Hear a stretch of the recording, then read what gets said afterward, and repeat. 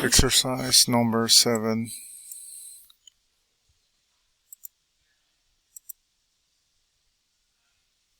Use different work pieces. Using different work pieces,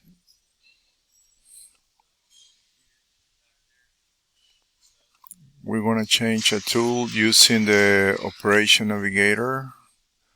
We want to change the stock material using the Operation Navigator, and we're going to add nodes to an operation.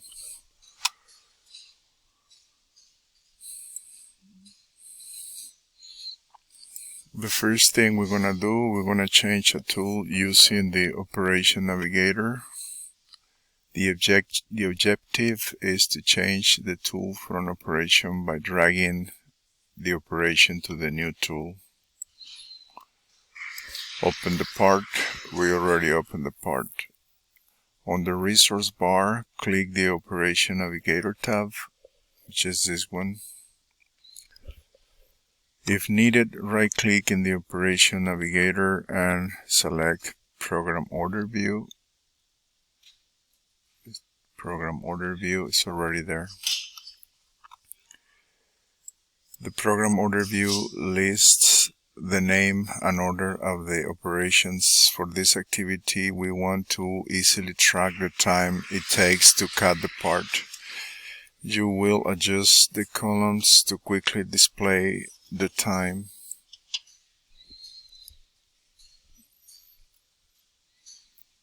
Alright.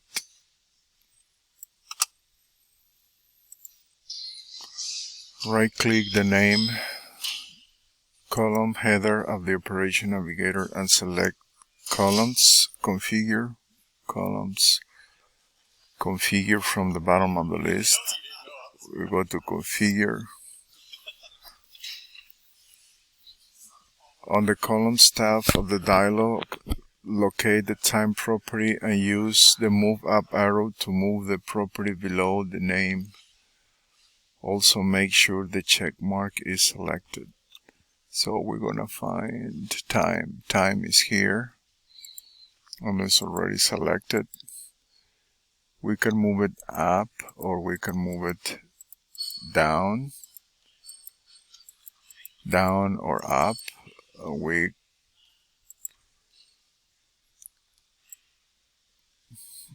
We can change where this column is being displayed here. So we're going to change it again. Column, configure. We're going to find time. Time, we're going to move it all the way up. Apply. And we say OK. Now time is right here.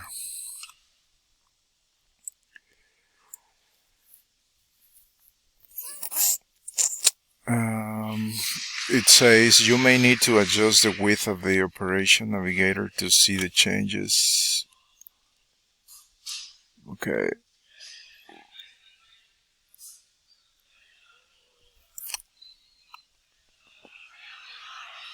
Place the cursor over the time column of the cavity mill and pause to see the tooltip of the cutting versus non-cutting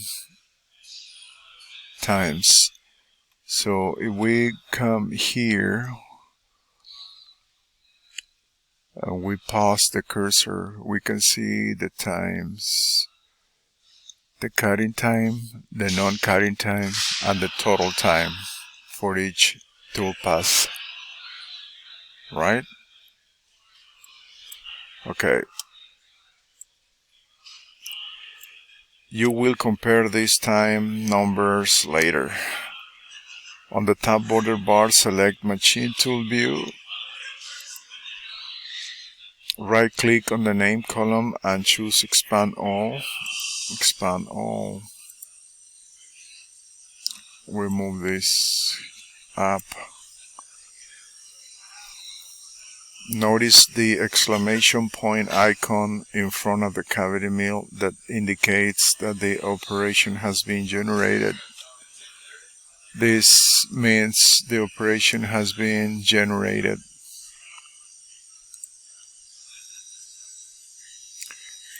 Drag and drop one of the operations into end mill 1 inch. We're gonna select this one and we're gonna drop it here. We're gonna drop it here.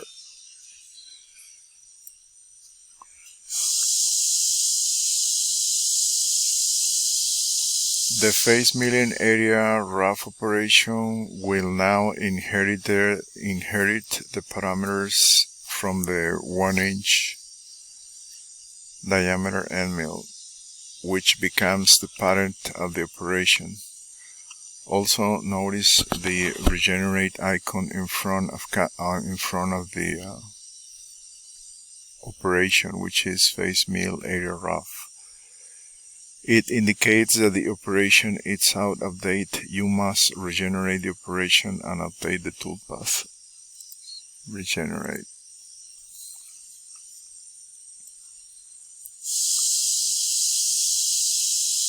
The icon changes to indicate that the operation has been generated and is up to date. On the top border bar, select the program order view.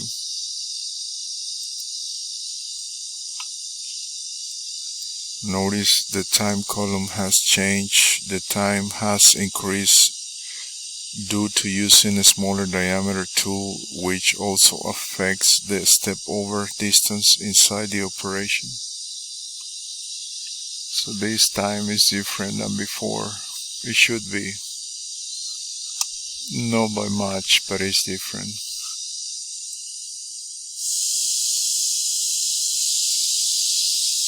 Then we're gonna go here. We have,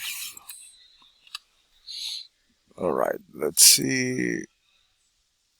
We're gonna go here.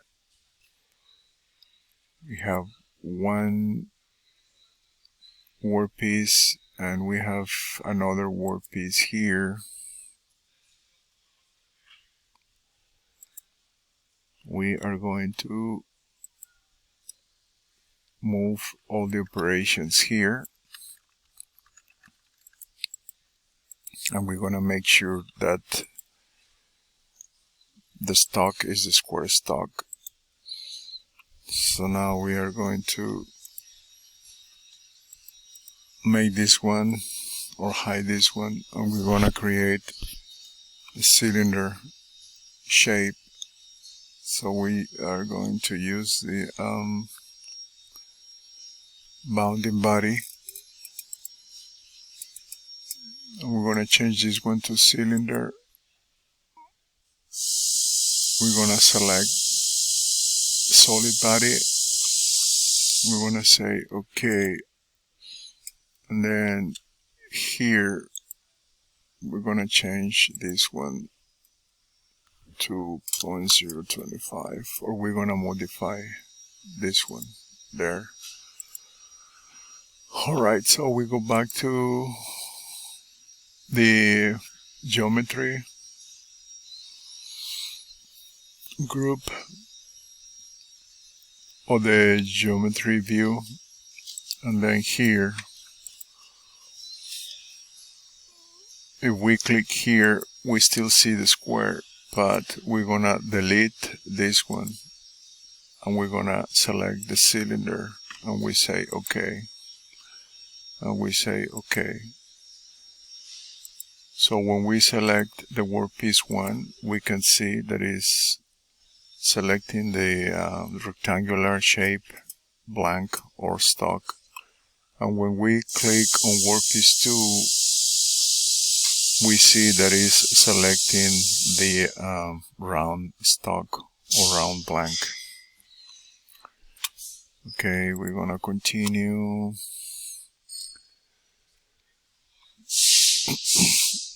On the top border bar, select geometry view. It's already selected. Right click on the name column and choose expand all, expand all. Notice there are two workpieces defined and the operations are located under workpiece 1 here. Select workpiece 1 and notice the display in the graphic window. Yep, this is the square stock. Select the operations. We're gonna select the operations and we're gonna generate. We're gonna set the paths. So all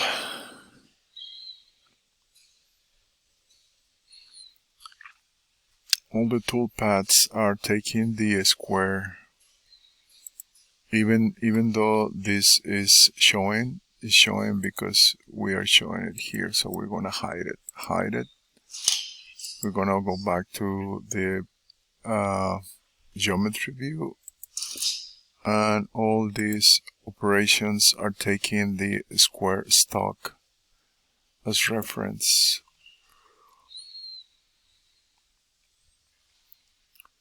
Now select the workpiece 2 and notice the display in the graphic window. This is a round stock and it's not currently being used, right? Drag and drop the cavity. Drag and drop all the operations from workpiece 1 into workpiece 2. So we're gonna drag them and we're gonna drop them here. Now we're gonna regenerate.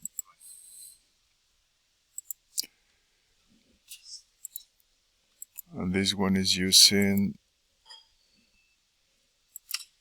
the round stock. The icon changes to indicate that the operation needs to be generated, but we already regenerated, so we're good.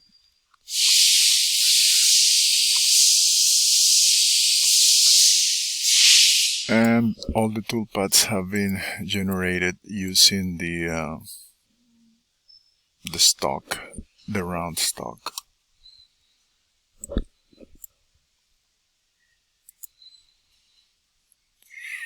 Right click in the name column header operation navigator and choose column nodes.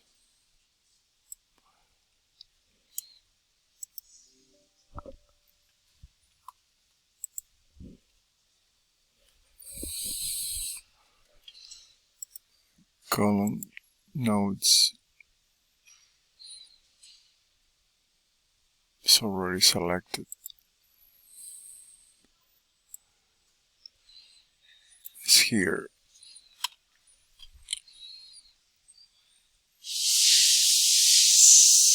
Now we're going to select this operation and we're going to insert a node. We're just going to type my node. We're going to say OK. And we can see that the node icon shows up here. And when we put the cursor on top, we can see the node that I just typed. And that's the end of this exercise. We stop it right here.